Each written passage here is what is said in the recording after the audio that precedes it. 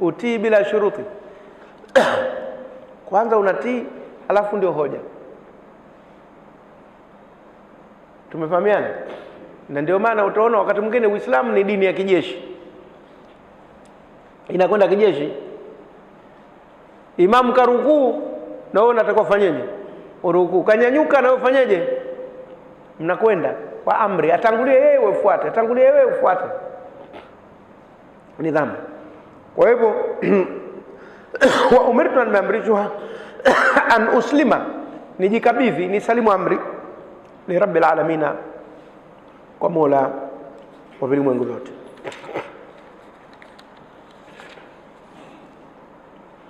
Huwa alladhi, yeye ndiye ambaye khalaqakum, kakuumbeni. Hiyo ndio sababu kubwa ya mimi kusalimu amri kwake, na nyinyi mnatakiwa msalimu amri kwake, kwa sababu yeye ndio alokuumbeni. Wewe unaitwa na baba yako, utafanyaje? Si unakwenda na yule ni baba tu, hajakuumba yule, kakuzaa tu. Unaitwa na mama yako, unakwenda. Sasa je, Mwenyezi Mungu aliyekuumba wewe na wazazi wako na asili yako na riziki zako na kila kitu, ana haki ya kutiiwa kuliko kiumbe chochote. Basi huwa alladhi khalaqakum, yeye ndio alokuumbeni, min turabin, kutokana na mchanga au udongo. Qur'ani wakati mwingine inasema min tinin, wakati mwingine inasema min turabin, lakini ni kwa sababu ya matumizi tu ya lugha, kwamba wako Waarabu ambao wanatumia neno tin na wako Waarabu ambao halitumii wanatumia neno turab. Kwa hivyo kwa kuzingatia lahaja zote anaweka. Kwa hivyo ukitafsiri kutokana na udongo sawa, kutokana na mchanga, na wakati mwingine anasema kutokana na mavumbi baadhi, lakini ni maneno tu, yote yanamaanisha kwamba nyinyi mnatokana na ardhi. Ndio kitu kikubwa. Khalaqakum min turabin, kakumbeni kutokana na udongo. Ndio utaratibu wa mwanzo huo wa kumuumba Adam.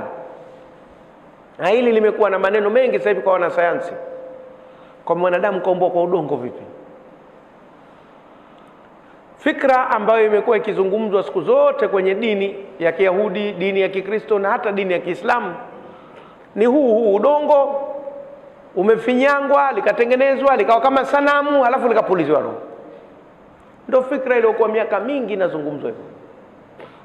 Lakini wamezuka sasa hivi baadhi ya wanasayansi wanasema hapana, huenda haikuwa hivyo. Kilichokuwa ni nini? Ndani ya mwili wa binadamu yamo mambo ambayo yote yanapatikana kwenye ardhi. Madini yaliyomo ndani ya mwili wetu yote yanapatikana kwenye nini? Kwenye ardhi.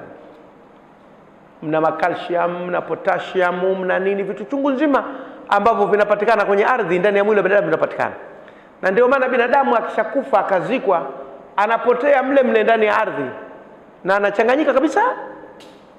Kwa hivyo inaonekana wazi kwa binadamu kwa asili ya ardhi anayo. Baadhi wasema haukuwa udongo uliochukuliwa vipi, ni Mwenyezi Mungu kachukua tu hayo aina ya madini akachanganya akamtengeneza binadamu kutokana na madini aliyotengeneza kwenye hiyo ardhi. Si kwamba akachukua udongo likafinyangwa jambo. Lakini hii fikra mpya sasa imeanza kuja katika dunia, na baadhi ya wanasayansi wanaisema hivyo. Wao wanakataa kwamba si udongo hivi wa kutengenezwa kama sanamu.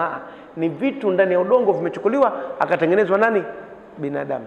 Na kwa sababu ya hii neno min, kutokana na, sio bi.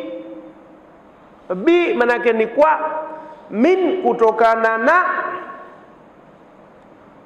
Kwa hivyo wako unaoleta kidogo bisho, sema ile min turabin sio bi turabin, min tinin sio bi bitinin.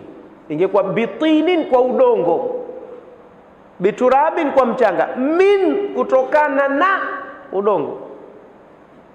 Kwa hivyo viko vitu vimetoka kwenye udongo vya binadamu, sio udongo wenyewe. Na wako wanaosema hapana, ndio tumezoea miaka mingi kwamba ni udongo we.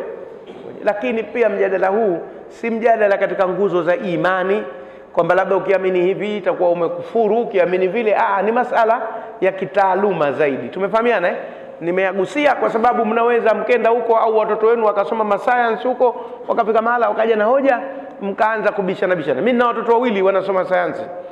Kwa hivyo na mbali wanafunzi wangu wengine.